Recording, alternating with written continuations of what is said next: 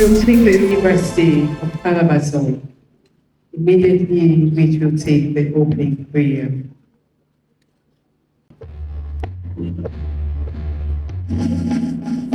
Neath the broad expanse of Nigeria's sky stands a school with a vision bright, ever holding the banner of knowledge high. We'll go forward by wisdom's might. All hail to the alma mater. We have come from near and far to unite in Calabar. We'll work to build our alma mater, University of Calabar. May our quest for knowledge in every field have its purpose to serve mankind. With the fervent hope that our efforts yield fruit for all who will come behind. All hail to the alma mater. We have come from near and far to unite in Calabar. We'll work to build our alma mater, University of Calabar. Mighty God, from whom all knowledge comes, let their wisdom in us overflow. May the knowledge gained in our campus here guide our steps as we onward go. All hail to the alma mater. We have come from near and far to unite in Calabar. We'll work to build our alma mater, University of Calabar. Our Father, we thank you. We commit this inaugural lecture into your hands. We ask that your spirit take total preeminence in all that we are doing here. Some will trust in horses, some will trust in chariots. We will commit it into your hands because you are our source of our sustenance. Therefore, may you be glorified in all that will happen here. In the name of Jesus. May I, with Jesus' joy, welcome us to the 150th Inaugural Lecture of the University of Calabar, which has as its topic, Taming the Silent Destroyer, Harnessing Sustainability to Combat Corrosion. Distinguished ladies and gentlemen, before we go into the crux of today's matter, may I welcome those and introduce those on the high table. May I introduce first on the high table the Vice-Chancellor of the University of Calabar, Professor Florence Obi. Please put your hands together for her. And also here present is a Vice-Chancellor designate, Professor Ofiong Ifanga Ofiong. Please put your hands together, please. You're welcome, sir. May I also introduce was the Deputy Vice-Chancellor Kennedy, Professor Tony Ibebe Iyan. Please put your hands together. And also to be recognized is the Registrar of the institution, Dr. Mrs. Chukwuemeka Okafor. You're welcome, ma'am. May I also recognize here present the University Librarian, Professor Aneliet Tui. Please put your hands together for her. The Chairman, Committee of Deans is also here present, Professor Inan Uda. Please put your hands together. May I recognize former Vice-Chancellors here present, Provost College of Medical Sciences, Professor Udom, Provost School of Postgraduate Studies, Professor Eyong Ubama Eyong. Can we put our hands together? And may I also recognize Provost College of Education, University of Calabar, Professor German Anabubu. Please put your hands together. The citation reader, the person that is to unravel the shadow behind the inaugural lecturer, is here present. He is the head of Department History and International Studies, Professor David Imbwa. Please put your hands together. And may I recognize here present a professor of physical materials chemistry, who is also the 150th Inaugural Lecturer. And today coincides with his birthday. He's a celebrant for today. He is no other person than Professor Peter Chukwuemeka Okafor. Please put your hands together. Also to be recognized is the Dean Physical Sciences, Professor Ikaite Ina. Please put your hands together for her. My humbly recognized deans of all the faculties here present, directors of institute, heads of departments and units. And may I particularly recognize here present the immediate past registrar of this institution, who is the Registrar, University of Education and Entrepreneur, Ambassador Gabriel Igbe is here present. Please put your hands together for me. You're welcome, sir. Erudite professors here present, please you're all recognized. Past inaugural lecturers, Chairman Ceremonial Committee, Emeritus Professor Chris Mamo, please you're recognized, sir. And Emeritus Professor Emel Sim, you're all recognized. Invited guests, members of the university community, Malabite and Malabresis. Malabite and Malabresis. May I recognize the immediate family of the inaugural lecturer. First to be recognized is his better half, beauty beyond description. She is the husband's mirror. Yes, Akudiya. Lord, may I recognize her presence. I'm sure while he was preparing the lecture, she was busy massaging his back to ensure that he will not have back pain and there will be a success. So please permit me to introduce to you his better half, sugar in his tea that he drinks, Dr. Mrs. Love Ibeyin Okafor. Please put your hands together. You're welcome, madam. The children are here. First name is quite lengthy, but I'll try my best, my very best. Chukwu no Yellow, yes. MC Petrus Okafor. Please put your hands together. Then Chisom Ibeyin Alexis Okafor. That's beautiful. And may I recognize the last but not the least, Chim Debube, Clarissa Okafor. Hey, please put your hands together for them. That's beautiful. The siblings, Pastor Benny Okafor, Pastor Moye Aniche, Engineer Uchenna Okafor. I think he'll join virtual with us. And the clergy is here present, Reverend Joseph Uche, Pastor Temple Ndoko, Pastor Kelechi Chibuzo, Pastor Ifyum Enshaw. At this point, may I hand over the microphone to the University Registrar, Dr. Mrs. Chukwuemeka, to please continue with further proceedings of the inaugural lecture. Please put your hands together for me. Distinguished ladies and gentlemen, permit me to call on the Vice-Chancellor, the 11th Vice-Chancellor, the Golden Vice-Chancellor of the University of Calabar and the Chairman of this occasion, Professor Florence Banku Obi, to give her opening remarks.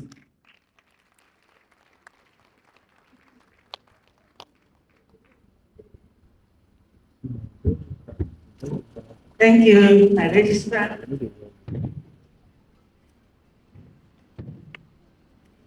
Distinguished ladies and gentlemen, let me recognize the Vice-Chancellor designate. Let me recognize my principal officers. Let me recognize the Chairman Committee of Deans.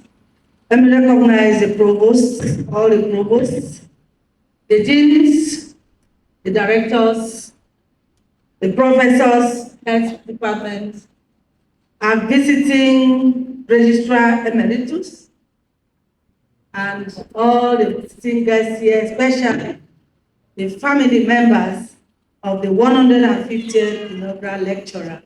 I welcome you all today. The last 3 inaugural lecturers have been talking about human beings, measuring the performance of human beings, retirement of staff who are human beings, how to make more money, marketing strategies for more money in your pocket, referring to human beings. Today, we are having a departure from talking about man to talking about other inanimate things, he said so. We are going to be talking about the taming the silent destroyer. Whoever is a silent destroyer, we don't know. We shall be told that. But that harnessing sustainability to combat pollution. Perhaps pollution is a silent destroyer. That we do not know, and we don't want to make any guess into that. But today we are here with one of our own, the Deputy Vice-Chancellor, Research, Linkages, and Collaboration.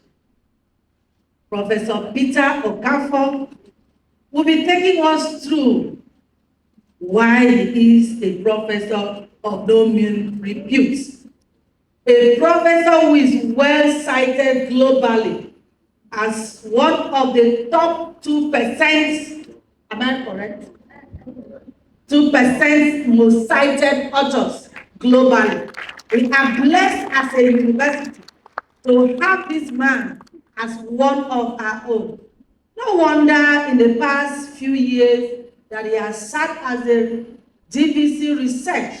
We have been able to pull in so much money. In fact, we have attracted billions of naira into the University of Calabar through research. It has never been so good for the University of Calabar. That is because this man knows exactly what to do. And today we are happy he's giving his inaugural lecture today. But more importantly, distinguished colleagues, ladies and gentlemen, we are celebrating this man today as he marks his 150th inaugural lecture. As he gives his the 150th inaugural lecture of UNICA. But more importantly, this man today is his birthday. So we can as well say happy birthday to him. Happy birthday, and wish you a double celebration. Congratulations.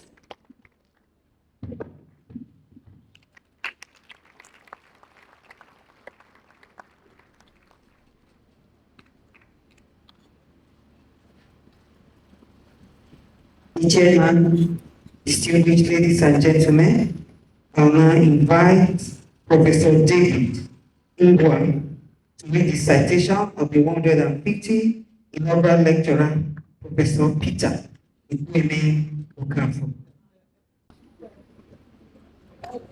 Madam Vice-Chancellor, distinguished ladies and gentlemen, permit me to present to you a scholar of rare distinction, a man whose brilliance, humility, and devotion to knowledge have illuminated not only the University of Calabar, but the global community of knowledge, Professor Peter Chukwuemeka Okafor. Madam Vice-Chancellor and Chairperson of this inaugural lecture, kindly permit me to ask the distinguished professor and the 150th lecturer to please stand for the reading of the citation. Born in the historic city of Onitsha, Anambra State, to the noble family of Mr. Alexander Nwabunwani Chiobo Okafor of Osiele, Obonike, and Mrs. Christiana Okamaka Okafor of Efite, Obonike, the young Peter began his journey of excellence in Sapele, Delta State, where his father held a distinguished position at the African Timber and Plywood Company.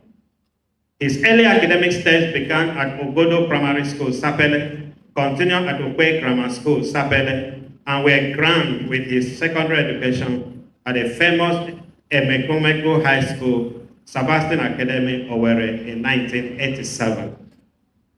After a brief but successful sojourn in business, destiny called him to a higher intellectual service, a pursuit of knowledge.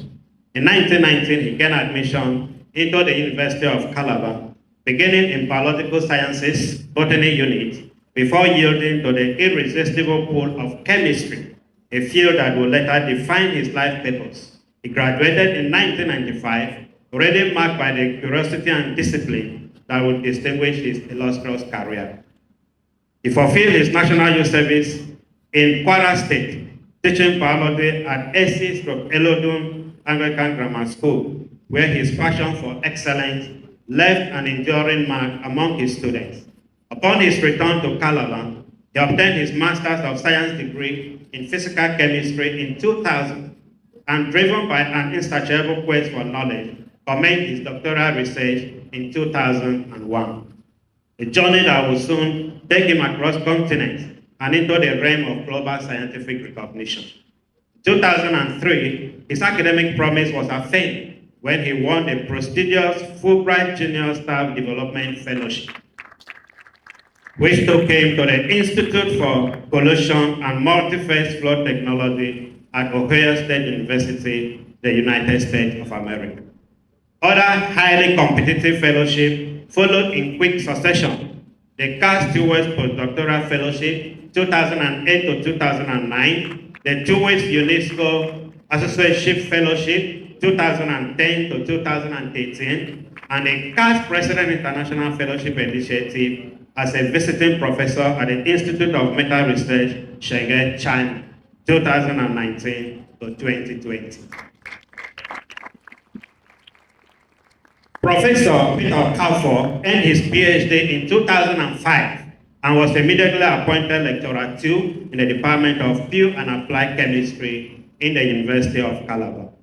Through sheer brilliance, diligence, and consistency, he rose steadily through the ranks, becoming a professor of physical and materials chemistry in 2017. Scholar of uncommon depth, Professor Peter Okafor has earned global renown in physical and applied chemistry, teaching and researching across fields such as physical chemistry, thermodynamics, electrochemistry, clinical kinetics, and colloid and surface chemistry.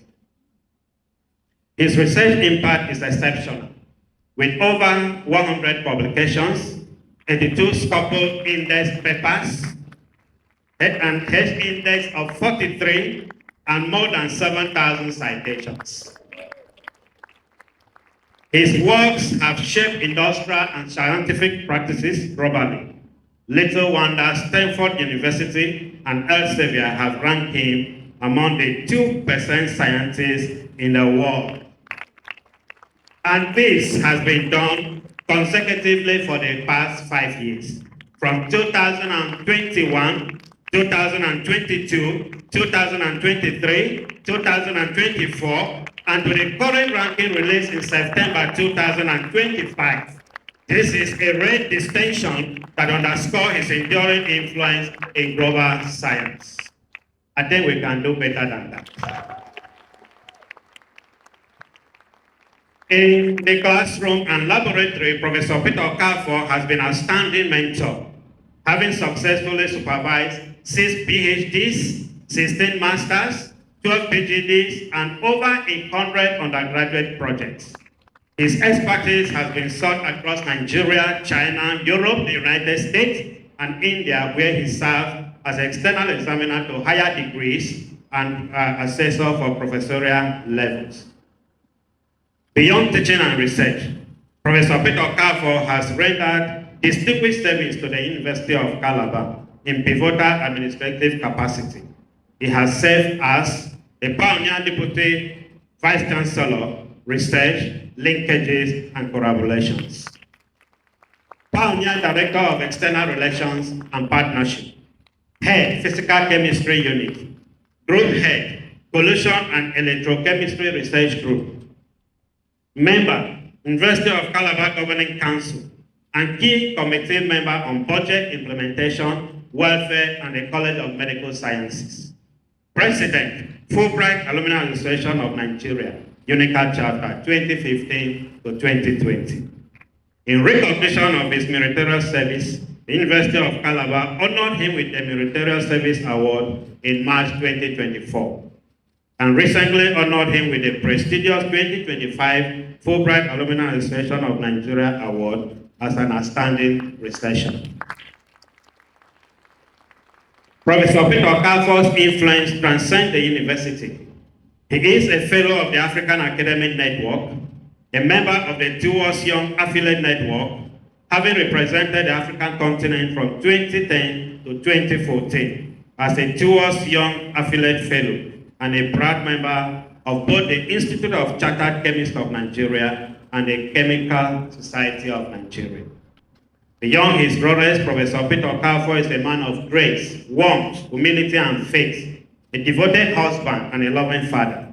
He is married to his heart delight, Dr. Mrs. Love Ebenyem Okafor, and their union is blessed with 3 wonderful children, Choko Noyen, Cheko Noyen, Ohendan, McPatricks, Chisom Ebenyem Elezis, and Chidi Ebube, Onugande Karizas. Together, they form the true anchor of his inspiration, motivation, and purpose. Distinguished ladies and gentlemen, Professor Okafor's story is one of vision, courage, and divine grace. A tale that stretches from the classroom of Ogodo Sapele through the halls of the University of Calabar to the laboratories of Ohio and the Research Institute of China. In every step, he has carried the banner of the University of Calabar with dignity and brilliance. Madam Vice-Chancellor, distinguished guests, ladies and gentlemen, present to you a scholar whose interests command respect, whose leadership inspires confidence, and whose achievements bring great pride to our university and nation. With deep respect and admiration, I present to you a world-renowned scientist, a distinguished academic, an astute administrator, and a 150th Inaugural Lecturer of the University of Calabar, who was announced to the world on this day several decades ago, Professor Peter Chukwuemeka Okafor.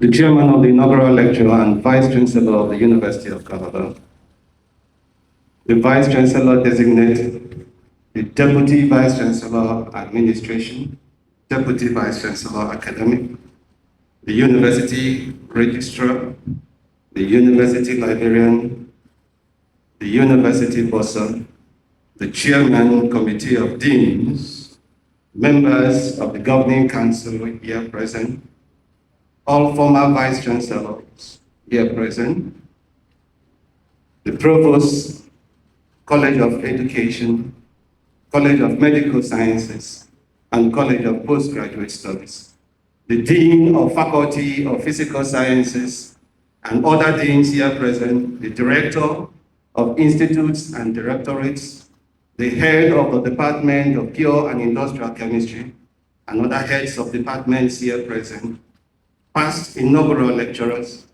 Professor Emeritus and Professor Emerita, distinguished professors, members of convocation and congregation, my lords, spiritual and temporal, traditional rulers, clan heads, chiefs and the Ntufans,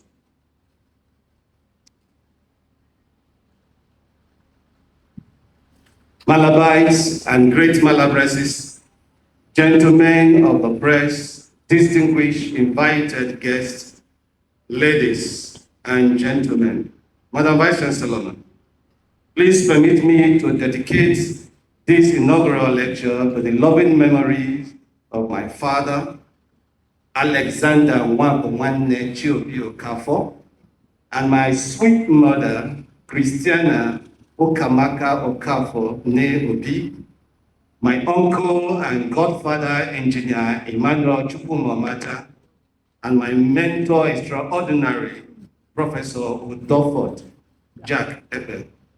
I dedicated this lecture for their significant roles in my education from cradle to the position of Professor of Physical and Materials Chemistry. Madam Vice-Chancellor, they came, they fulfilled destiny, and now their light shines from beyond. Madam Vice-Chancellor, my journey here is short on planet Earth, and I have come to realize that the battle is not won by human strength alone. From childhood, I have sensed an invisible presence guiding my path, and I am humbled by the realization that I could not take credit for the accomplishments in my life. There have been times when I have heard a gentle voice say, "This is the way, walk in it." And though I have so many times stumbled, I have found that God's mercies abound. It is not about human effort, but about God's guidance and mercy that have brought me this far. And so I give God all the thanks, and I give him all the glory for all he has done. And his glory no man will take but God himself. Madam Vice-Chancellor, my grandmother, Jerry, please. I want mommy to listen to me now. Madam Vice-Chancellor, my grandmother told me I was her husband in my previous life. That means I am my grandfather. And that before I passed on, she said that I told her that in my next life, I would come back to the family and I would study and get to the pinnacle of education, and I would travel far away from my home, and I will marry far away from home. Those prophecies, Madam Vice-Chancellor, came to pass. I traveled far away to Calabar and other parts of the globe to study, and I became a professor, the only one in the family for now. And Madam Vice-Chancellor, I traveled 6 hours from Obunike to Calabar and another 6 hours from Calabar to Bekwara to marry a beautiful dancer, a non-Igbo girl. And guess what, Madam Vice-Chancellor? The only non-Igbo dancer in my family for now. My grandmother, Okafor Asa Akpabio, before she passed on, told me that I have fulfilled, I have achieved all my set goals that I promised to achieve in my previous life. And ladies and gentlemen, now it's time to take the journey to another level. My father was an electrical engineer who wanted at least one of his sons. He gave birth to 4 sons. I am number 3. At least one of them to study engineering. But I wanted to be a medical doctor. Madam Vice-Chancellor, I tried. But I succeeded when I married a medical doctor.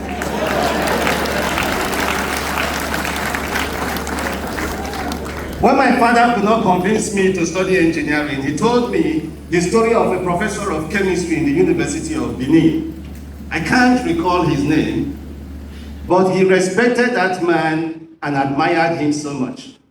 I remember that story after his death in 1990 and changed to the Department of Chemistry through the intervention of our then young and dynamic Dr. Offiong Efanga Offiong, now a distinguished professor Offiong Efanga Offiong, and the Vice-Chancellor designate of the University of Calabar. By divine direction, I walked to my supervisor, Professor U.J. Ekpe, Udofo Jack Ekpe, and indicated interest in working with him as his undergraduate project student. After my NYSC, also by divine direction, I also went to him to mentor me at MSc level, and he introduced me into the field of corrosion science. I worked with both Professor O.E. Ofyong, who synthesized the compound thiosemicarbazones that was used for corrosion inhibition. And I worked with Professor U.J. Ekpe, who supervised the work. Madam Vice Chancellor, I didn't know anything about publication then, but 3 papers were published from that work in reputable international Scopus Index journals. With the successes achieved from my first outing in corrosion science, it was natural for me to gravitate towards a deeper understanding of the corrosion phenomenon at the PhD level. This I did under the supervision of, again, Professor U.J. Ekpe and Professor U.J. Ibok. My quest for understanding the complex field of corrosion led me to the Institute of Corrosion and Multi-Phase Flow Technology in Ohio University, Athens, Ohio, under the Fulbright Fellowship Program, where I was mentored by the renowned Professor Sergeant Nessage, a chemical and mechanical engineering. I worked with rigs, and I acquired engineering skills that I previously avoided. It was at Ohio University that I met Professor Yugui Seng, who now invited me to the Institute of Metal Research in the Chinese Academy of Sciences to study as a postdoctoral research fellow, where I studied the inhibition of CO2 corrosion by environmentally friendly inhibitors. Following my sojourn, a good number of my mentees have gone there for their PhD program. Currently, one of them is concluding her PhD program in corrosion science and engineering. Madam Vice Chancellor, I became a staff of your prestigious university after acquiring my PhD in 2005 and rose through the rank to be pronounced a professor in 2017. It was not an easy journey, but it was an interesting one and worth every effort put into it. Today, we are gathered here to walk through some strides that have shaped my journey on this side of eternity, notably the work done that led to the pronouncement of the son of Alexander Wabunwane Okafor and the grandson of Okafor, Sir of Osile Obunike in Anambra State, to the enviable rank of Professor of Physical and Materials Chemistry. My research efforts are focused on understanding the mechanism, the inhibition, and the modeling of corrosion processes and environmental pollution as it relates to corrosion. Madam Vice Chancellor, 84% of over 100 publications that I have are in the field of corrosion science. Over the next few minutes, we will journey through my about 30 years of research efforts across continents to unveil a silent destroyer and chart a course for its repair by leveraging sustainable strategies to combat corrosion. Madam Vice Chancellor, let me take us back a little bit to basic science, what they call basic science today. But when we were in school, it was integrated science. In chemistry, we are concerned with the composition, the structure, the properties, and the reactions of matter. Matter can be said to be the physical substances of the universe, from the smallest particle to the largest galaxy. It's matter. And matter, Madam Vice Chancellor, is anything that has weight and can occupy space. What it means, is that if you have weight and you're occupying space, you're a matter. These substances called matter are made up of tiny fundamental particles called atoms, which combine in different ways to form elements, to form compounds, and to form mixtures. An element is the simplest form of matter and is made up of only one kind of atom. Two or more elements can be chemically combined in fixed proportion to form compounds. When two or more elements are physically combined, retain their individual properties, and can be separated by any physical means, you will say it's a mixture. However, we're interested in elements. Elements are classified into metals, non-metals, and metalloids. Metals are elements known for their strength, known for their conductivity, and as a chemist especially known for their ability to form positive ions. Metals are indisposable due to their unique properties. We live in a world built with metals. Madam Vice-Chancellor, if you look around you, this building, the skeleton of this building is made up of steel, metal. The spaghetti highway that ushered you into Calabar is made up of metal. The water that runs through our tap runs through metallic and copper and iron taps. Our cooking utensils, made up of metals. The wires in our houses, the jewelries that some of us are wearing, the phones that some of us are playing with now, and the phones in our pockets, the cars that brought us to this venue are all enabled by metal. Yet, every one of these structures and devices is under a constant silent siege, returning to the more stable oxidized state from which we so energetically wrested it. Most of the metals found in nature are in the form of compounds, except the noble metals like gold and platinum. To obtain the metals from this state, energy is applied, chemically reducing the metal compounds to a thermodynamically less stable pure metal. That process is called extractive metallurgy. These pure metals react with the environment to regain their thermodynamically lower state and return to the compound state similar to the mineral they were extracted from. That process is called corrosion. Thus, corrosion is sometimes referred to as the reverse of extractive metallurgy. Ladies and gentlemen, corrosion is a silent, insidious, and incredible creative force of destruction. The common perception of corrosion today for some of us are rusting.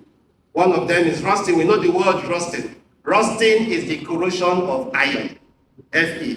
When iron rusts, we say it has corroded. Another word we are also used to is the tarnishing of our silver jewelries, the discoloration of our silver jewelries. That is the corrosion of silver.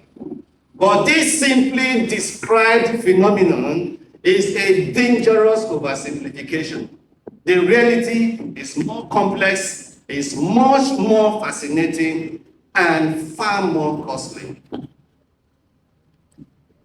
In economic impact alone, its economic impact alone is staggering, with its global estimation of nearly $2.5 trillion every year, or roughly 3 to 4% of the world's GDP.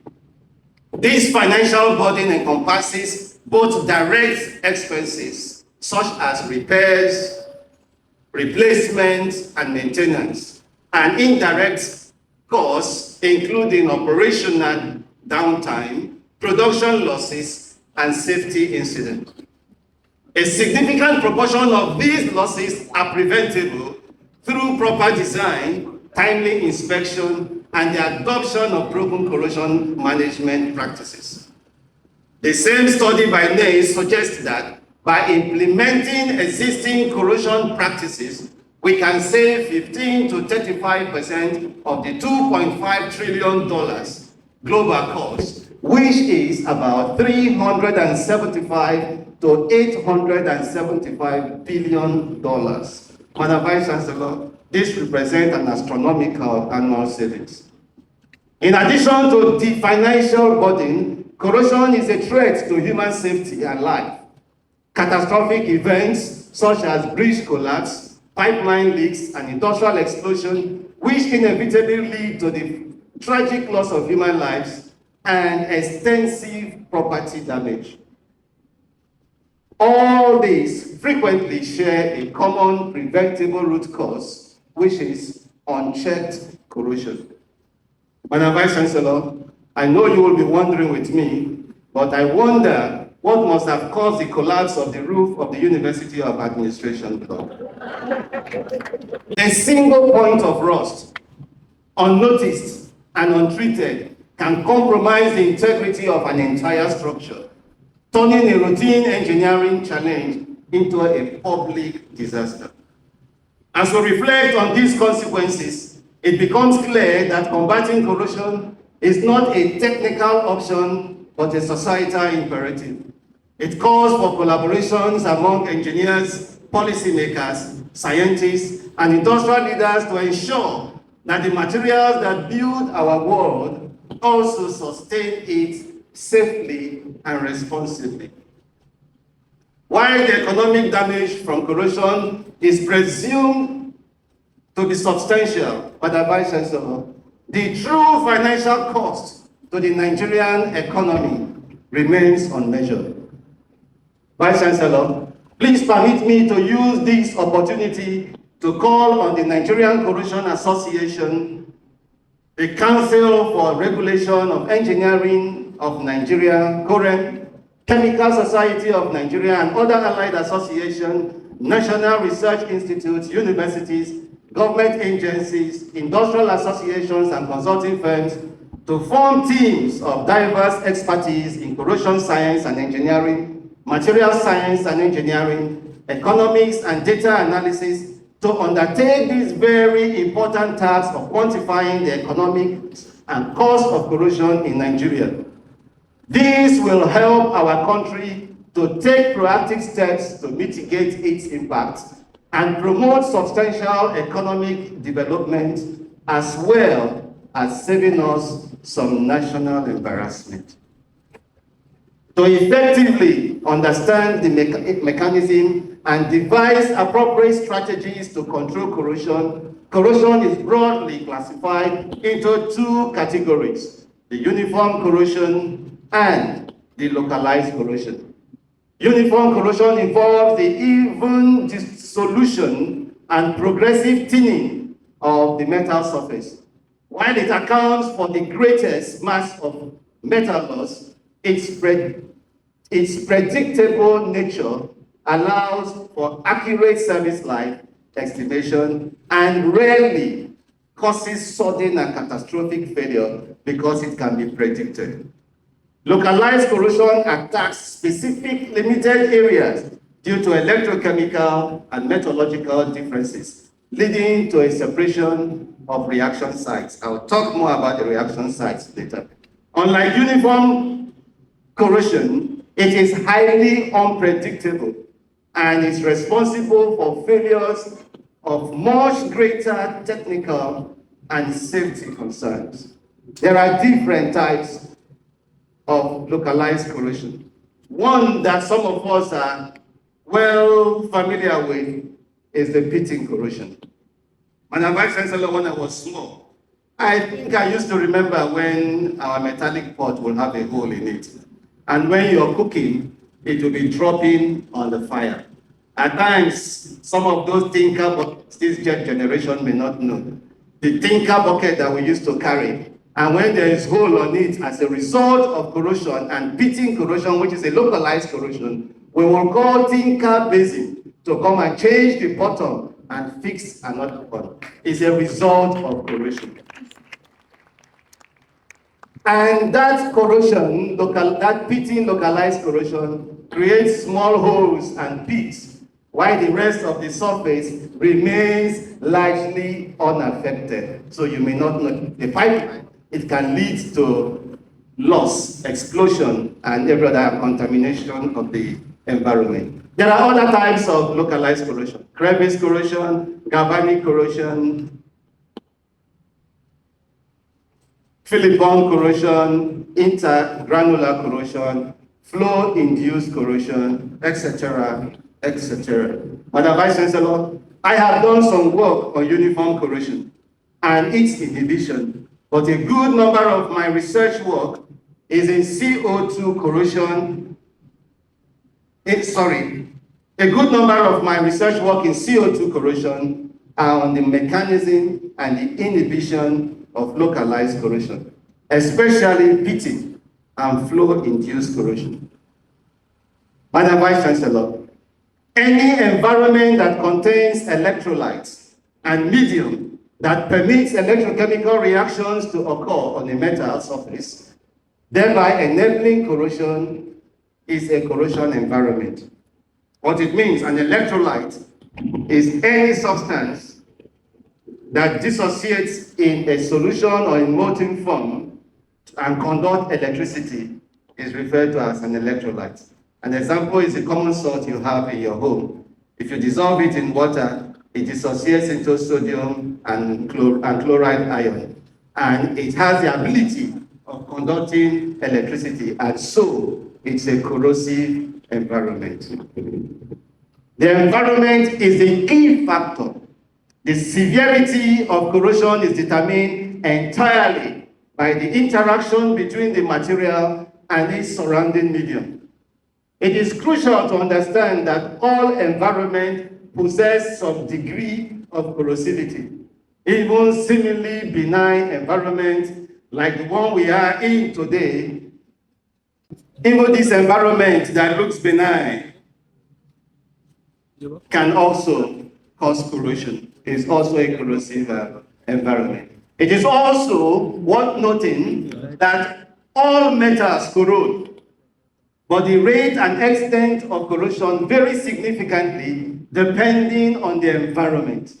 And some of these typical environments are what you're seeing on the screen there: atmospheric corrosive environment, aquatic corrosive environment, soil environment, and non-aqueous corrosive environment. The atmospheric corrosive environment is a condition where air, moisture, and pollutants interact with metallic material, causing varying degrees of corrosion. The extent of corrosion depends on humidity, presence and type of pollutants, temperature, and salinity. Corrosion rates actually differ significantly between dry and humid regions. High humidity facilitates a continuous electrolyte layer essential for electrochemical corrosion, an effect greatly intensified by atmospheric contaminant. This is clearly seen in Nigeria here, where the humid south, Calabar, Cross River, and other states in the south experience much more higher corrosion than the dry north. When pollutants deposit on metal surface and combine with moisture, they intensify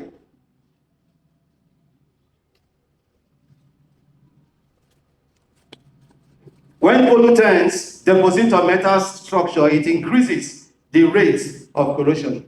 And that is why corrosion rate in an oil-producing state or city close to the marine environment is more corrosive than a place like Cross River State. For example, in Ibuno, there's an oil company that releases pollutants into the atmosphere. There is a marine environment very close by that releases salt into the environment. And also, the environment is highly humid.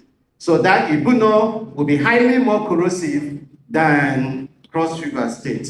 That is a little bit far from the ocean, and at the same time, we don't have so much industry. Madam Vice Chancellor, in 2009, we measured the atmospheric and the precipitation parameter of Cross River of Calabar, and we also included the University of Calabar environment. And it indicates that the university environment has experienced minimal detrimental influence by human activities. Consequently, it falls within the excellent relative corrosion environment classification. What it means is that corrosion at the University of Calabar is principally due to natural phenomena such as high rainfall, humidity, and temperature. Aquatic environments can also be highly corrosive. Aquatic, we're talking about fresh water, brackish water, and the marine environment. Madam Vice Chancellor, I have conducted substantial work on the corrosion of metals, especially carbon steel and mild steel in aquatic environment. My research has covered corrosion in mineral acid solutions, CO2 saturated solutions, and saline aqueous systems. The mechanism of corrosion in any aqueous system is highly dependent on the chemical composition of the environment and the nature of the corroding material. Soil corrosion environment refers to soil conditions that cause metal corrosion in direct contact with the soil. Unlike atmospheric corrosion, soil corrosion is less predictable due to the fluctuating nature of the soil parameters within a site. So key environmental factors that influence soil corrosivity include temperature, moisture, oxygen content, pH, microbial activities in the soil, and soluble salt. In 2018, Madam Vice Chancellor, my research team investigated the impact of physicochemical parameters from municipal solid waste dump sites and mechanic workshops on the soil corrosion of mild steel at various depths in Calabar metropolis, including the University of Calabar soil. Once again, Madam Vice Chancellor, the University of Calabar soil exhibited the lowest corrosion tendencies compared to the other study locations, indicating that it is not significantly polluted. Non-aqueous corrosive environment refers to environments where corrosion occurs in the absence of water or aqueous solution, such as organic solvents and molten salts. Corrosion is an electrochemical process. And how does it occur? It involves what we call redox reaction. I remember when Professor Young presented his inaugural, he told us about redox reaction. Redox reaction involves reduction and oxidation reaction. For corrosion to occur, there must be 3 steps. Please have that in mind. Just know that. That's one thing you must learn here today. 3 steps. 1, there will be an oxidation at the anode. 2, there will be a reduction at the cathode. And 3, there must be a formation of products. If you can stop any of these 3 from happening, then you can control corrosion. Let me explain a little bit using graphical means. I decided to go graphical because I know a lot of us run away from chemistry because of equations and symbols. So I will try to explain it graphically. The gray substance there is the metal, and that is steel. The major component of steel is iron. In chemistry, we use Fe to represent iron. And the green part is water. In chemistry, we use H2O to represent water. When iron is in contact with water, it will form H2, it will go into solution and form iron 2+, which is iron-iron. And at the same time, it's going to release an electron. Now, the water, that process of releasing electron and oxidizing from iron to iron 2+ is known as the anodic reaction. And that reaction occurs at the anode.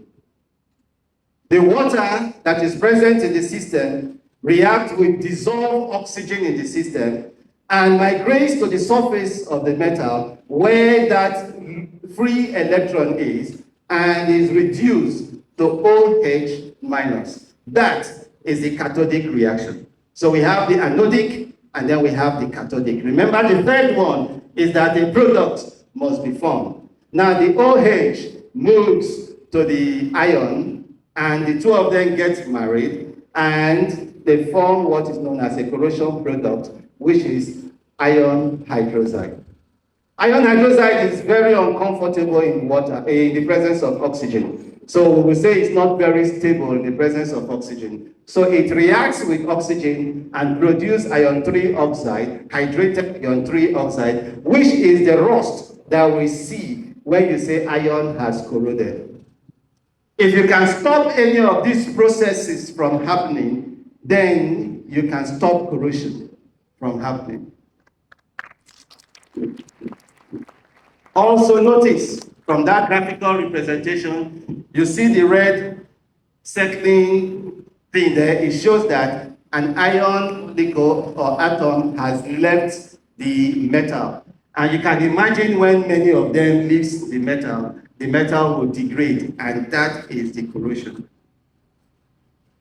I have done a lot of work on CO2 corrosion. CO2 corrosion is a form of corrosion that is prevalent in the oil and gas industry.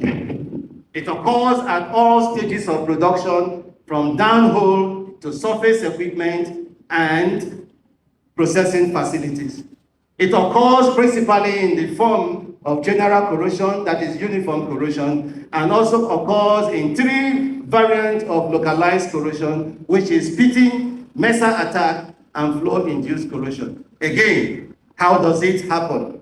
What's the mechanism? I will once again explain it graphically. We are used to that, the metal in the water. CO2, unlike the previous one, we have oxygen in the system, but in CO2 corrosion, the system is completely deoxygenated with carbon dioxide. That means oxygen is no longer present in the system or is present in an insignificant quantity. Now, the CO2 will exist in 2 phases, in the gaseous phase and in the aqueous phase. That means there's a physical equilibrium between the gaseous CO2 and the aqueous CO2. The aqueous CO2 reacts with water and it forms carbonic acid. Carbonic acid in solution dissociates into hydrogen carbonate and hydrogen ion. Hydrogen ion there is what reduces the pH of the system and makes it acidic. That is why, Madam Vice-Chancellor, the moment you open that water here, and we have CO2 in the environment, and CO2 dissolves in that water, the water can no longer have a pH can no longer be neutral, it has to be acidic, slightly acidic because of the presence of CO2. The hydrogen carbonate dissociates in solution to give us hydrogen ion again and carbonate ion. Now, that's the water chemistry of CO2 saturated system. All these things that look like symbols, let me not call them chemicals, they are actually present in the system. Again, anodic reaction will take place. Ion will be oxidized to iron 2+ and will release electron. That's what we call the anodic reaction. And then the undissociated carbonic acid will migrate to the surface and will be reduced to hydrogen ion, hydrogen gas. At the same time, the partially dissociated hydrogen carbonate will also migrate to the cathodic region and will be reduced to hydrogen ion. And again, the carbonate, especially at higher pH, will migrate and be reduced to hydrogen ion. Generally, we know hydrogen molecule. Generally, we know the hydrogen molecule is a gas and will not remain in the system, and so will give way. Also, the carbonate will react with the ion that is present in the solution and form what we call iron carbonate. Iron carbonate can actually be protective. If it migrates to the surface of the metal, it will form a film on the surface of the metal and protect the metal from further corrosion. However, if there is a crack there in the iron carbonate film, it will cause what we call localized corrosion, especially the pitting corrosion. Madam Vice Chancellor, corrosion necessitates electrochemical studies.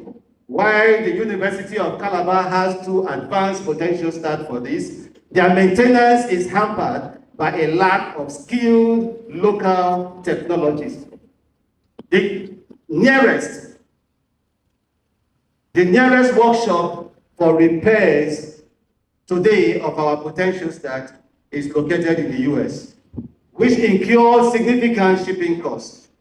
Madam Vice Chancellor, I humbly propose that our Faculty of Engineering and Technology, the Department of Science, Laboratory Technology, and related disciplines should collaborate to train specialists in the maintenance, in the repairs, and in the production of research facilities.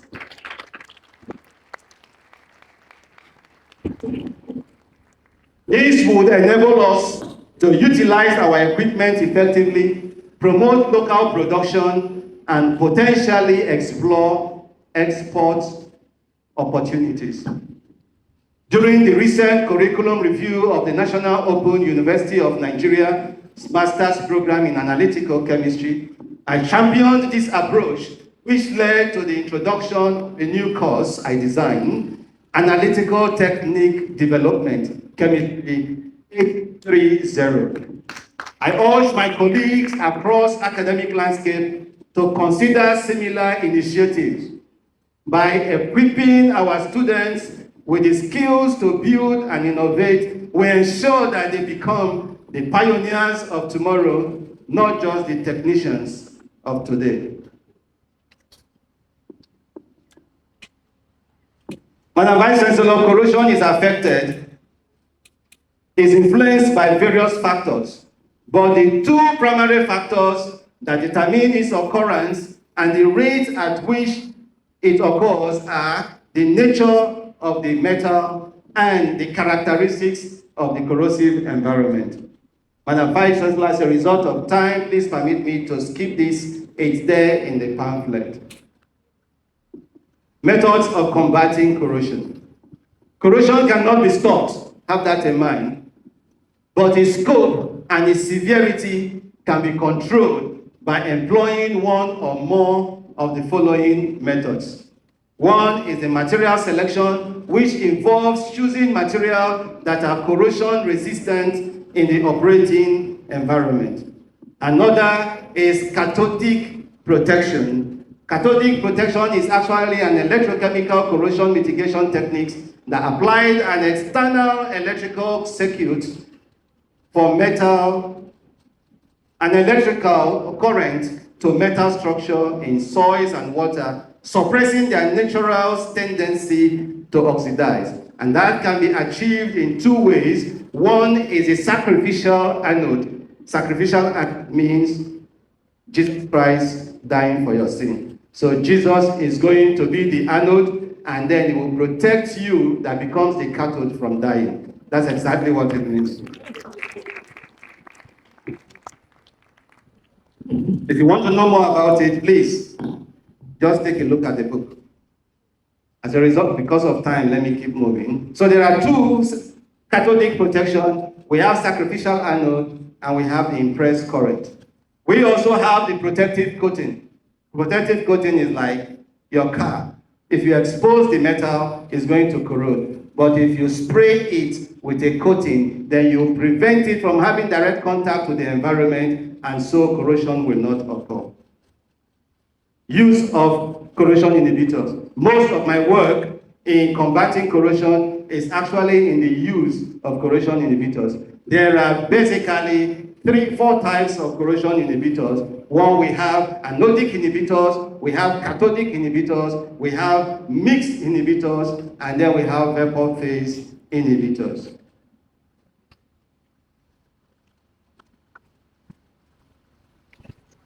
Corrosion inhibitors are substances which, when added to a solution, to a corrosive environment, usually in a very small quantity, decreases the rate of attack by the environment on the metal surface. Anodic inhibitors prevent anodic reaction from taking place. Remember, I told you that if you can stop any of those reactions, then you can stop corrosion. When you use anodic inhibitors and it prevents the anodic reaction from taking place, then we refer to it as anodic inhibitors. If it prevents the cathodic reaction from taking place, then you say it's a cathodic inhibitor. But if it prevents both the anodic and the cathodic inhibition, cathodic and anodic reaction from taking place, then we refer to it as mixed inhibitor. Most organic compounds are mixed inhibitors. Organic compounds are chemical compounds containing organic molecules that are effective in reducing or preventing corrosion. They primarily function as mixed corrosion inhibitors.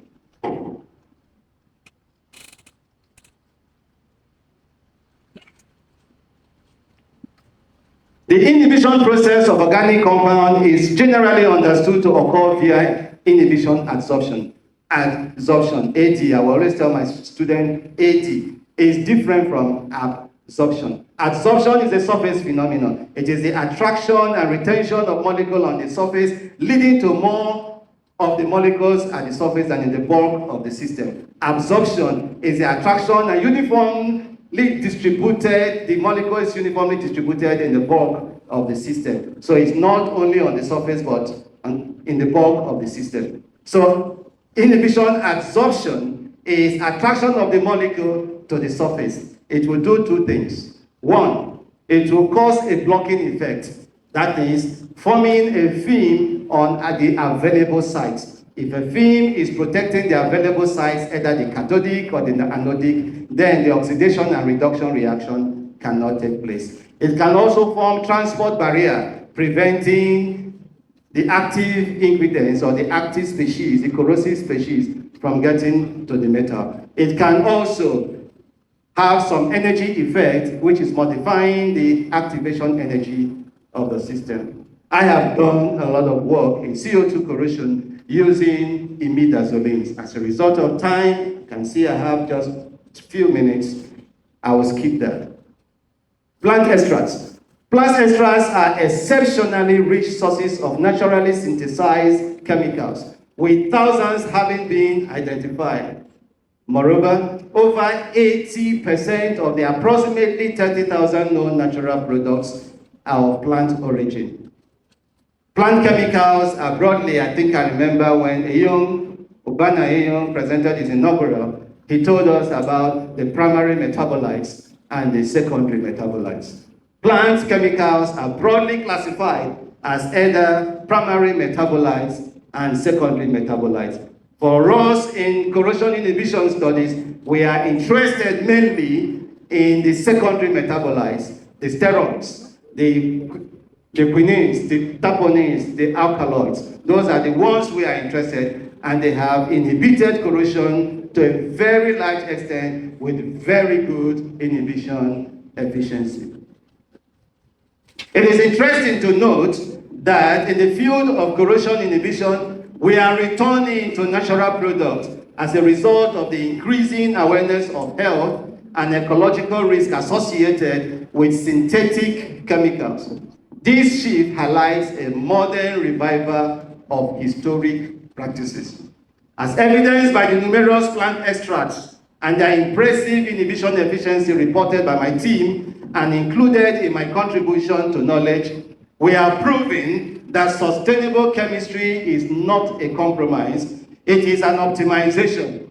The new paradigm is clear. Through rigorous science, we can develop non-toxic, renewable, and highly effective green corrosion inhibitors that not only protect our vital infrastructure, but also safeguard the environment for future generations. Plant extracts have gained attention as potential corrosion inhibitors due to their advantages. What are the advantages? Biodegradability. Plant extracts are eco-friendly and easily decomposed, reducing environmental concern. They are also sustainable. Plant-based inhibitors can be sourced from renewable resources, ensuring a sustainable supply. Broad availability. Plants are widely available, making it possible to explore various sources for corrosion inhibition. However, there are some challenges: the variability, the mechanistic complexity, and also the field applicability. Generally, plant extracts face reproducibility and scalability issues, which can be addressed with further research. By acknowledging the limitations listed above and leveraging the benefits, researchers can develop more effective and sustainable plant-based corrosion inhibitors. Madam Vice-Chancellor, with your permission, I shall briefly outline some of my research contributions that have been instrumental in characterizing this silent destroyer and developing effective, sustainable methods to combat it. Madam Vice-Chancellor, we have studied and reported the effect of acetic acid on CO2 corrosion. Acetic acid was found to strongly accelerate the cathodic reaction without affecting the anodic process, leading to the corrosion rate that increases with acid concentration and temperature. In a more realistic vapor-water two-phase stratified flow at 80 degrees centigrade and 2 bar pressure system, corrosion rate on both the top and the bottom of the pipeline was found to increase with acetic acid concentration, attributed to the contribution of hydrogen ion from the free acid to the cathodic reaction. Also, the localized corrosion that was observed was linked to the partial coverage of the metal surface by iron carbonate. Drawing from an extensive research sojourn, my contribution to knowledge include elucidating the complex interplay between imidazoline corrosion inhibitors and dynamic flow conditions, with findings summarized in the book. Our work establishes that the performance of these inhibitors, including the corrosion rate and inhibition efficiency, is strongly dictated by parameters such as flow velocity and pattern and the presence of constrained sand particles and the resulting mechanical abrasion and multi-phase flow effect. Over the years, Madam Vice-Chancellor, we have investigated the corrosion inhibition of plant extracts in various aqueous media. This extensive body of work encompassing the testing of over 30 diverse extracts as detailed in the book.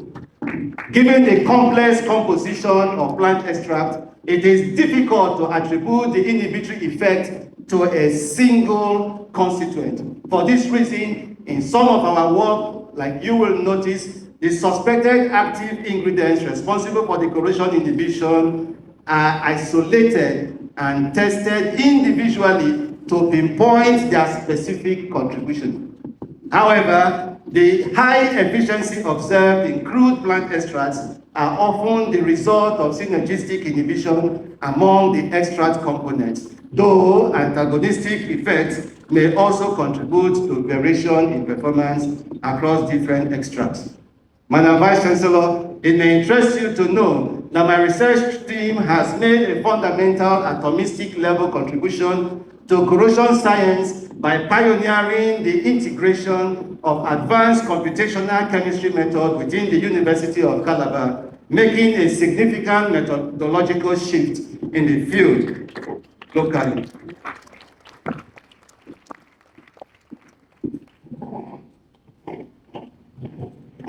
Permit me to conclude, Madam Vice-Chancellor, that the future of effective corrosion control must be firmly rooted in the principle of sustainability. The path forward requires a transition from toxic, non-conventional mitigation methods to the innovative use of green corrosion inhibitors derived from renewable sources, such as plant extract. Critically, future research must continue to focus on synthesizing and optimizing organic inhibitors whose chemical structure, specifically those containing sulfur and nitrogen in their aromatic rings, possess the requisite property. Madam Vice-Chancellor, permit me to end by saying that taming the silent destroyer is therefore a core responsibility of our generation in the pursuit of sustainable industrial development. Thank you very much.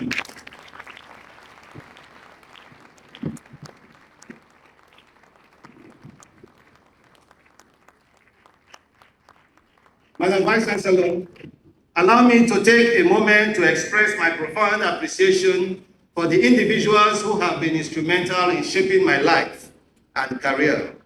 I must begin by honoring my grandfather, Mr. Okafor, sir.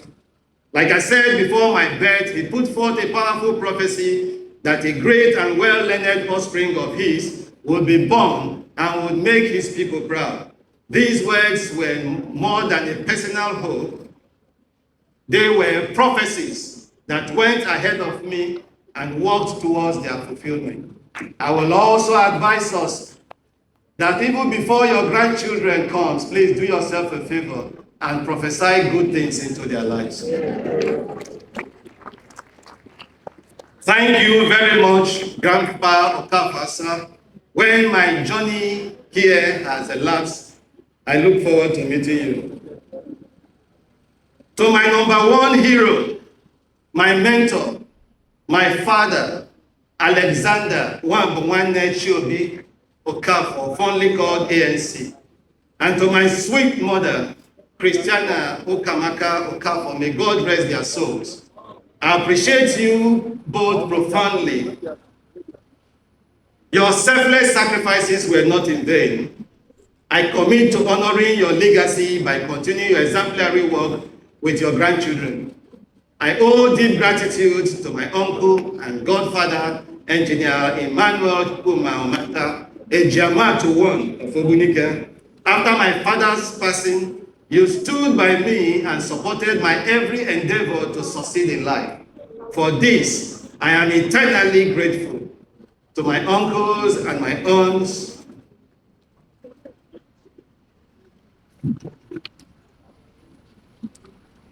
To my uncles and my aunts, I appreciate you all.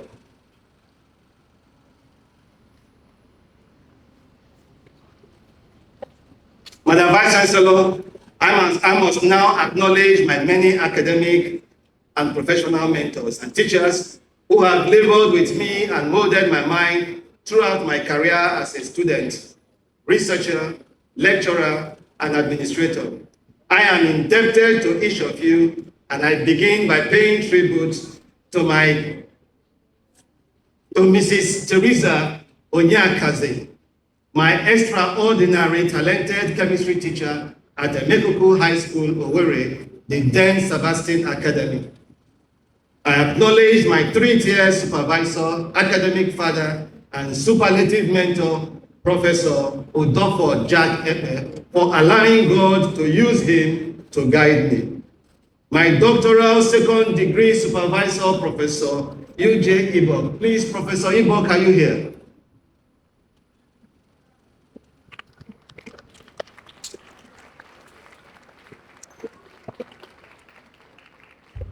Madam Vice-Chancellor, I don't think you will remember this Professor Ibok. Professor UJ Ibok, he is in his 80s now, and he's still very active and is present in my inaugural lecture.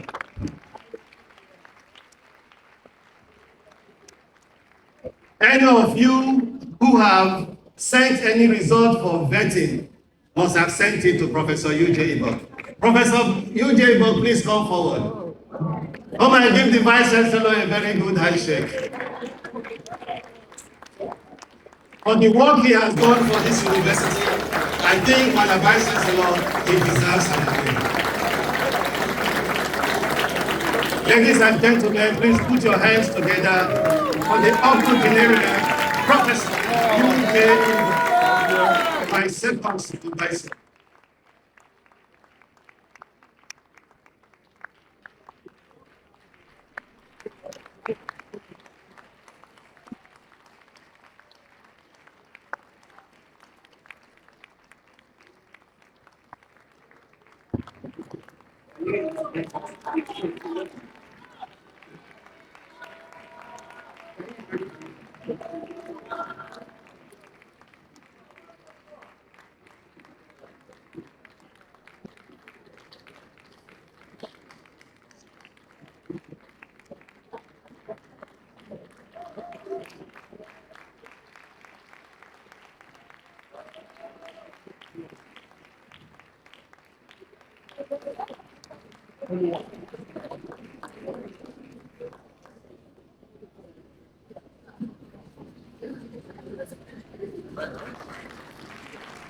Thank you very much, sir. Thank you for honoring me.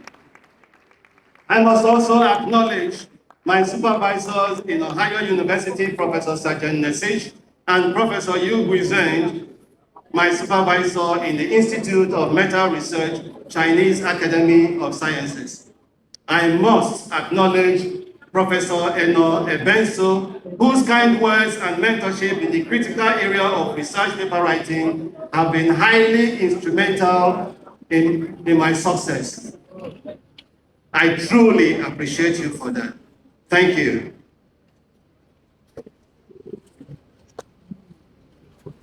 My profound gratitude goes to the principal officers of the University of Calabar, led by the astute and visionary Vice-Chancellor, Professor Florence Banku Obi. Madam Vice-Chancellor, you stand as an inspiring beacon of academic leadership, and it is under your tenure that I have gained invaluable insight into core university administration and management. Thank you for your unwavering support. I must say this here. I never, ever, the only time I met Madam Vice-Chancellor was in 2012, when I was taking my son to the University of Calabar Creche. Professor Egaga, my in-law, said, my in-law, how are you doing? Madam Professor Florence Obi, please see my in-law. And that was the only time I met her, until one night I got a call. Are you Peter Okafor? I said, yes. He said, I've been gone through your profile. I would want you to serve in my administration as the Director of External Linkages and Collaboration, without invoking me. Thank you, Madam Vice-Chancellor, for that opportunity.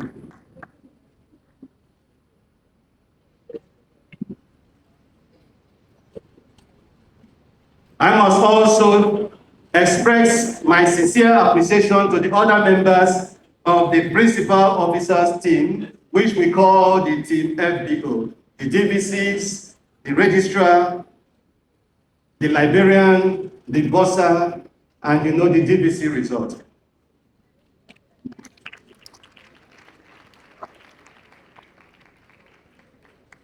Beyond the central administration, I must recognize the leadership within my immediate academic home. I am grateful for the dedication and support of the Dean of Physical Sciences, Professor Ekaite Enan, and other members of the Faculty of Physical Sciences, the head of the Department of Bio and Industrial Chemistry, Professor Grace Inyama, and all the esteemed members of the department, to the provosts of colleges, deans of faculties, the directors of institutes and directorates, and the heads of department. I appreciate the crucial role each of you played in shaping the university ecosystem and in supporting my professional journey. Thank you. To my esteemed academic mentees scattered all over the globe and listed in the book, please accept my deepest appreciation. Your intellectual curiosity, your dedication, and hard work have been instrumental to the success of my research sojourn and have profoundly shaped my academic career. My journey through the Department of Chemistry was not a solitary one, but before I acknowledge my classmates in the university, please, Madam Vice-Chancellor, permit me to acknowledge my classmates in secondary school. When they heard I schooled in Emekuku High School in Emekuku, Owerri, when they heard that I will be presenting my inaugural lecture, they said they must send at least one representative. And I was glad when I saw my classmates that we graduated in 1987 representing the whole class. Please, Padimo, stand up for recognition.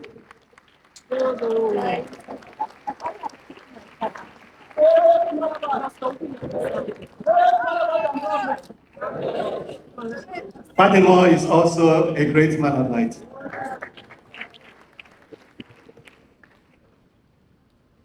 I wish to specially acknowledge the foundational friendship forged with my cohorts from the undergraduate class of 1990 to 1995 and the postgraduate class of 1996 to 2004. Thank you very much for your support. I must acknowledge my friends who have become family. One of them here is Professor Godswill Energy. Energy, please stand up for recognition. The Deputy Provost of the College of Postgraduate Studies. Madam Vice-Chancellor, we used to share one tiny bed in the PG hostel many years ago. I must acknowledge Pastor Kelechi Chibuzo, who shared my little bed with me when we were doing our masters. Pastor Kelechi, sir, thank you. I must also acknowledge my brother, my friend from the north, who my children call Uncle Ntufam, Barrister, Fakuta, and Dr. Mrs. Fakuta Nachamada. Please stand up for recognition. Oh, he's over there. God bless you, sir. Permit me to acknowledge my friend who shared the dry kuli and kunu of Kwara State with me when we went for youth service. Pastor Tempo Odogo, the General Overseer of House of Destiny, Port Harcourt. Please stand up for recognition, sir. Ibotemeka Kalio, who most of the time I will run to his room in Hall 5 during our undergraduate days. He works in River State, but when he heard that I'll be presenting an inaugural lecture, he said he must attend. Ibo, God bless you for coming. And I also use this opportunity to thank the CalCops who are here present. CalCops, Calabar University Christian Union Pilgrims. Please stand up for recognition. And permit me also to recognize the Fulbright Alumni Association of Nigeria. Fulbrighters, please stand up for recognition. I know you're here. Thank you. Thank you very much. Thank you for coming. And Vice-Chancellor, on the 12th of November this month, Fulbright Alumni Association awarded me with the Outstanding Researcher Award. Thank you for that award. I appreciate it. I'm deeply grateful for the unwavering support of my community leaders and extended kinship network, to the ex-team members of the Zuma and the Umwekedos family of Osile Ogbunike, and the Opalese family of Ifite Ogbunike, Ogbako Anambra in Calabar, Anambra Uyi Anyamelo Association, Ndi Ogbunike na Calabar, Ogbunike students in the University of Calabar, Anambra students in the University of Calabar, and the Green Natal Valley community, including our Ntufa Maurice Iso. You are highly acknowledged. I deeply appreciate the pioneer members of the Office of the DVC Research, Linkages, and Collaboration. I wish to recognize and thank especially the family of my academic father, Professor Stella Ekpe, Engineer Eddie Ekpe, Ms. Ukeme Ifiok Ekpe, and Ima Ekpe. Please, if you are here, respectfully stand up for the condition. Madam Vice-Chancellor, this family enduring legacy of intellectual rigor and personal warmth has significantly influenced my professional growth. I deeply appreciate my in-laws who gave me the best woman in the world. Mr. Fred Ehimbe Adi, please stand up. Ms. Jane Ehimbe Adi, Atam and Caroline Adi, Elizabeth Adi, Abemire and Dan Kobo, Angela Amoke Adi, and our last born, Ogbene Eyimbe Adi, and all the Bekwara community in Calabar. Thank you for your support. Madam Vice-Chancellor, while I did not personally launch a formal fundraising platform, I was deeply blessed and overwhelmed by the generosity of my friends and relatives. My heart truly pours out to them in profound gratitude.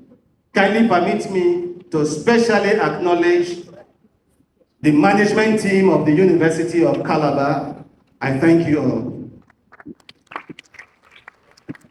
I also specially acknowledge Professor Asim Alice, who said she wants to be the first to contribute to my inaugural lecture, and she was the very first that contributed. Thank you very much, Prof. Mentees and my production team, my profound gratitude goes to my mentee, Eno and Inime Udo. Madam Vice-Chancellor, Eno did her master's first degree with me, did her master's with me, and decided that she wants to do a PhD outside the country. I told her I don't send females outside to study. If you want to go outside, get a man, introduce a man to me that this is the man you want to marry, and then I will send you outside. And I said, Prof, you're the one preventing me from getting married. Are you sure my husband is not there? So, based on that, I recommended her, and she went to IMR and did her master's and migrated to Denmark. From Denmark, she's currently in Germany. Madam Vice-Chancellor, when she heard that I'll be presenting my inaugural lecture, she said her family would take care of all the printing during the inaugural. I want to acknowledge my editorial team, led also by one of my mentees, Professor Wilfred Emery. And I want also to acknowledge the culinary team, expertly managed by my blood sister, Ima Epe, the CEO of Roots. Thank you to Mrs. Victoria Bassi. Thank you for Shoma Ababende, and alongside all other teams who took care of the housekeeping. Thank you once again from the depth of my heart. May God bless you. My greatest joy and hope reside in my children. You are my reason for striving for excellence and a constant reminder of what truly matters.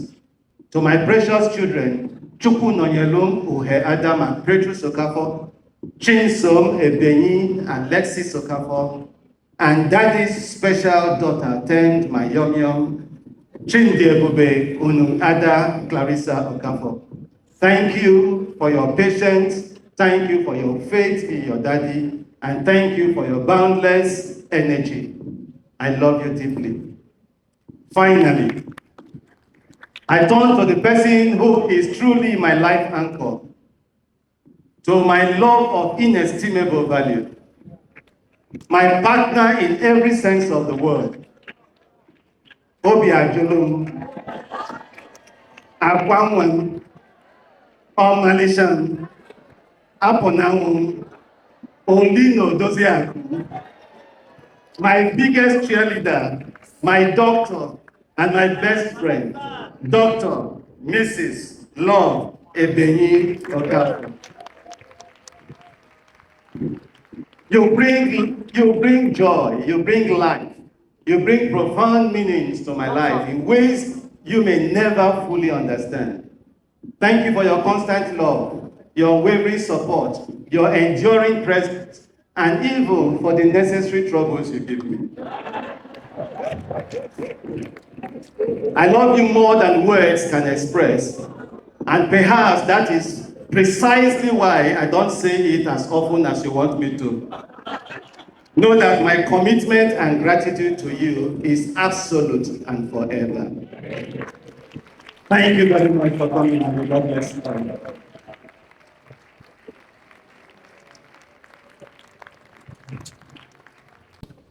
Prof, well done. Is the last one that amazed me most. I didn't know scientists can also be romantic. With all that of your wife, today you're going to eat a special pot of soup. Thank you for educating us this evening on the topic, Taming the Silent Destroyer, Harnessing Sustainability to Combat Corrosion. I think we've gotten one or two ways to tame that silent destroyer called corrosion, and we'll definitely put into action what we have learned this afternoon. Please, let's celebrate him again. Distinguished ladies and gentlemen, permit me once again to invite the Golden Vice-Chancellor and Chairman of this occasion, Professor Florence Banku Obi, to step forward for the presentation of the lecture notes by inaugural lecturer and also appreciation of the lecturer by exchange of memento. Madam Vice-Chancellor, I want to use this opportunity to thank you for giving me this opportunity to present this lecture and to present this book, Taming the Silent Destroyer, Harnessing Sustainability to Combat Corrosion, to you. Thank you very much.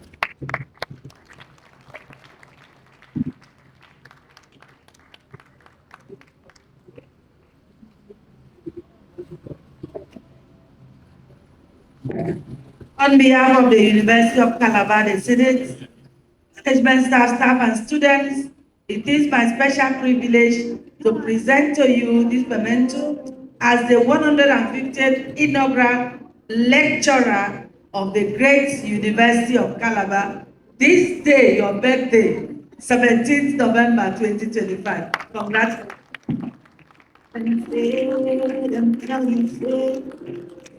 That could be the one. God said, make I tell you, say, then I in 1 month, in 1 week, you will sing a new song. Quickly, at this point, permit me to invite the Chairman Committee of Deans, Professor Enang Uta, to give a vote of thanks. Thank you, Professor Okafor, my twin brother. I used to think that marriage only occurs in the animal kingdom. But in the corrosion world, there is also marriage. Oxidation at the anode, reduction at the cathode, that forms corrosion. So those two marriages is what produces corrosion. So if you want to have corrosion, just join them together and there will be corrosion where you are.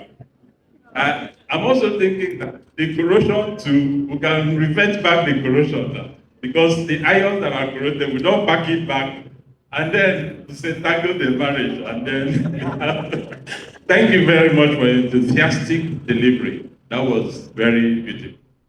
I didn't make the lecture boring because those days when we were doing chemistry, the table, 118 elements and the rest of them, the thing is so abstract. And even though I was a good student of chemistry, I didn't end up doing chemistry.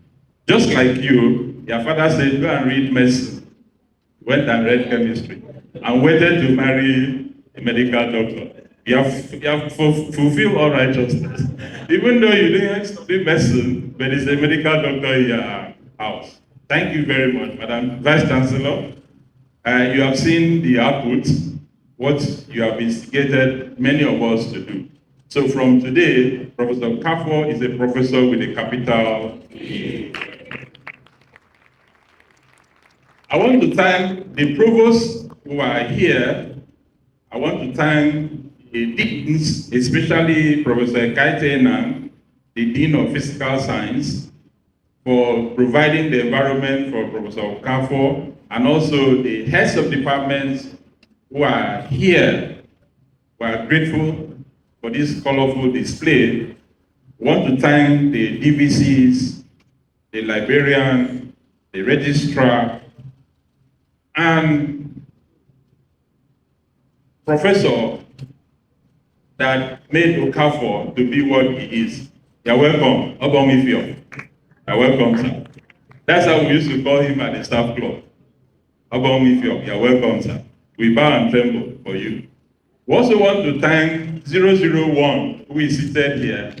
Thank you, ma, for coming. You are well appreciated. We also want to thank all the dignitaries who are here. I may not be able to mention your name. He had already mentioned his classmates in secondary schools because those are your best friends. And then those who were in the university with him, we are grateful. We also thank you, the citation reader. You did a very wonderful work. You x-rayed Professor Okafor for us.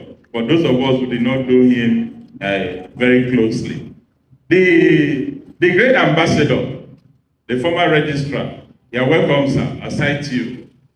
And all the professors who are here and Senate members who are here, you are warmly welcome. And then to the inaugural lecturer's family, in fact, the way he was addressing the wife, I was,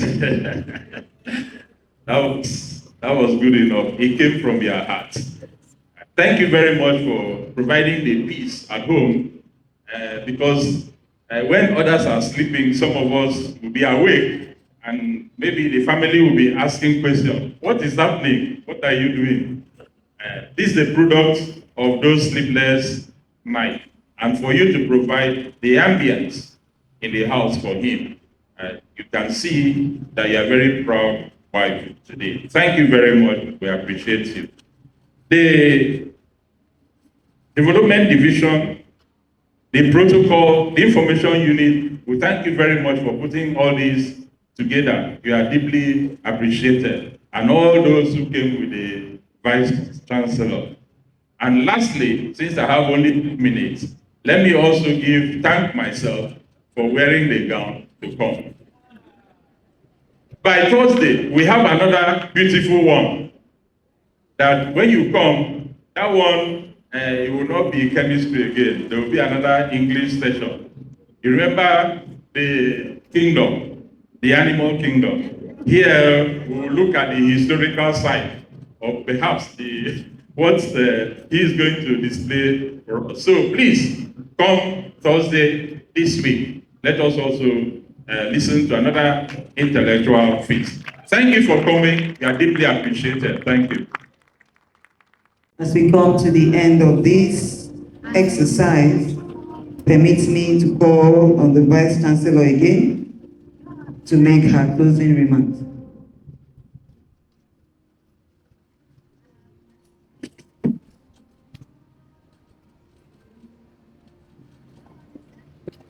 Thank you, ladies and gentlemen. We're gradually coming to the end of this day's intellectual feast, but permit me to appreciate Professor Peter Okafor for taking us through chemistry today. Some of us never for one day entered any classroom where chemistry was taught. And today we sat quietly here for 2 hours, listening to him take us through the silent destroyer. But I thought I was actually following the lecture. It was quite interesting. Until we got to a place where I got confused. And I asked my registrar, are you still following? And she said, the back is confusing now. But I think you tried to simplify the lecture for us. And if there's nothing else, we learned the inhibitors of corrosion. And so when we were talking about one of the inhibitors, I thought we were talking about my church, the Catholic. I saw the first time I saw a Catholic, I looked again. Catholic has it. When I saw that we talk about Catholic inhibitors, I said, okay, don't Catholic inhibitors. So, thank you that it wasn't Catholic inhibitors, but we had an agnostic, Catholic, and mixed type inhibitors. Thank you so very much, Mr. P, for really taking us through this lecture. My dear colleagues, we can't be tired of enriching ourselves. In the course of delivering his lecture, he mentioned two other lecturers before him. He mentioned Professor Fiong's lecture and mentioned Professor Eyo Obaka's lecture. Meaning that as we come in here, we enrich ourselves. So sometimes we'll be somewhere else and people are talking about certain topics, certain issues. And then you can just remember what your colleague mentioned during the course of his lecture.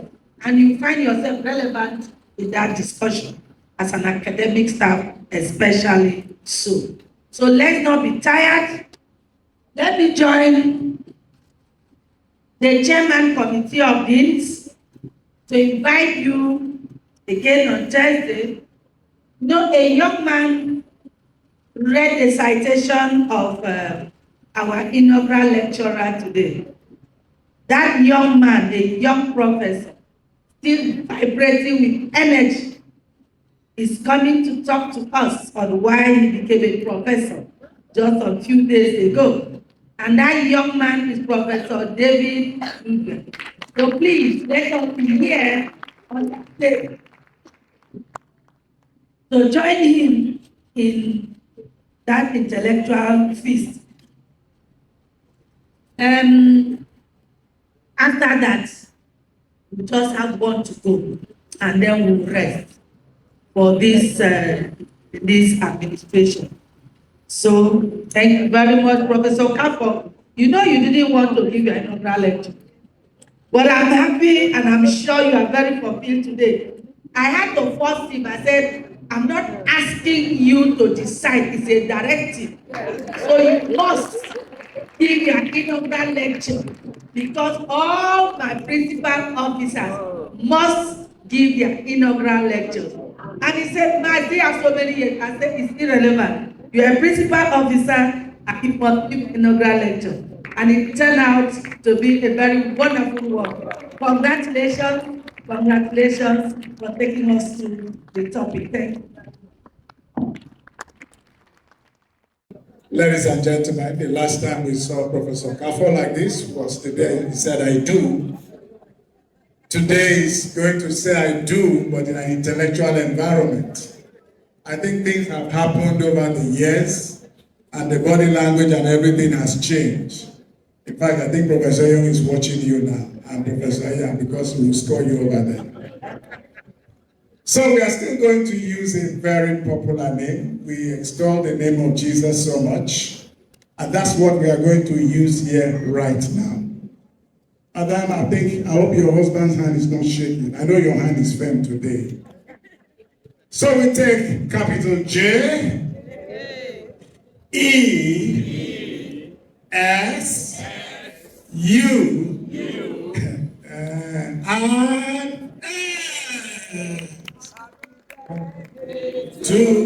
Oh my voice. Happy birthday to you.